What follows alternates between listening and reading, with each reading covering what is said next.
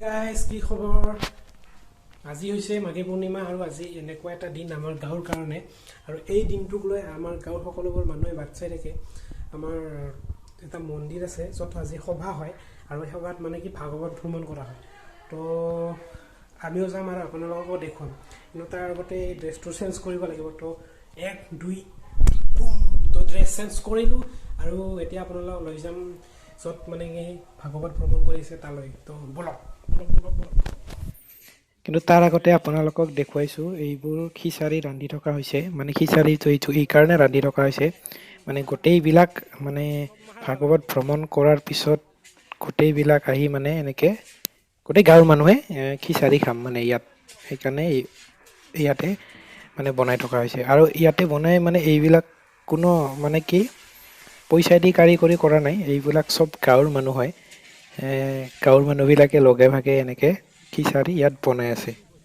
তো বলক আমি এতিয়া তালৈকে যাওঁ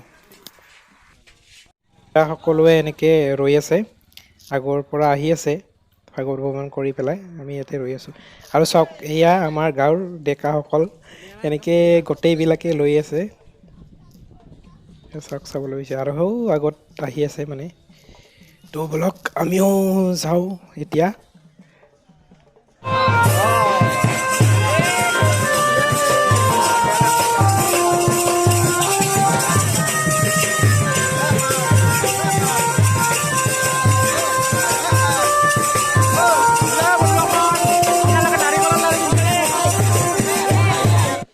আৰু ভাগৱত ভ্ৰমণ মানুহৰ ঘৰত মানে কেনেকুৱা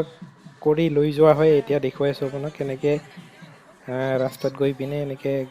গাখীৰ কল দিয়া হয় আৰু পানী ঢালি দিয়া হয় আৰু এনেকৈ মানে লৈ যোৱা হয় মানুহৰ ঘৰ আৰু এনেকৈ ধুনীয়াকৈ চোতালত থৈ কিনে প্ৰত্যেক ঘৰ মানে মানুহে এনেকৈ সেৱা জনায় আৰু এতিয়া অন্য এটা মন্দিৰত মানে কি ভাগৱতখন ৰাখিছোঁ আৰু ইয়াতে সকলোৱে মিলি এতিয়া প্ৰসাদ খাম তো আপোনালোকে চাই থাকক আগলৈকে ভিডিঅ'টো দেখুৱাই আছোঁ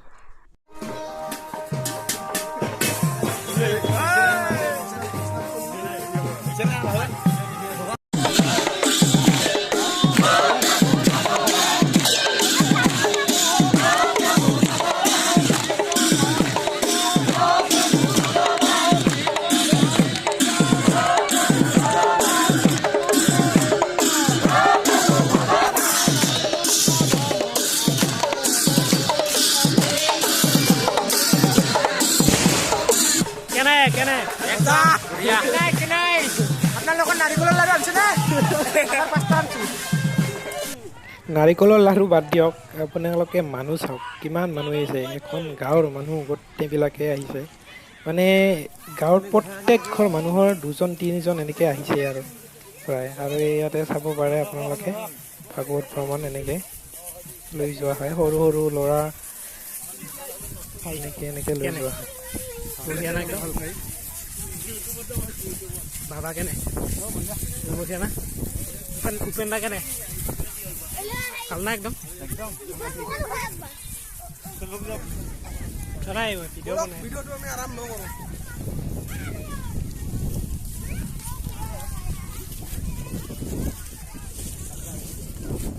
মানুহ চাওক না বাপ ৰে বাপ কিমান মানুহ আৰু তাৰ পৰা গুচি আহি কিনে এনেকৈ মন্দিৰলৈ আহিলোঁ আৰু ইয়াতে চাব পাৰে আপোনাৰ ইয়াতে মানে খিচাৰি হৈ গৈছে আৰু এনেকৈ খোৱাৰ ব্যৱস্থা কৰিছে সকলো আহি পিনে ইয়াতে খাব এতিয়া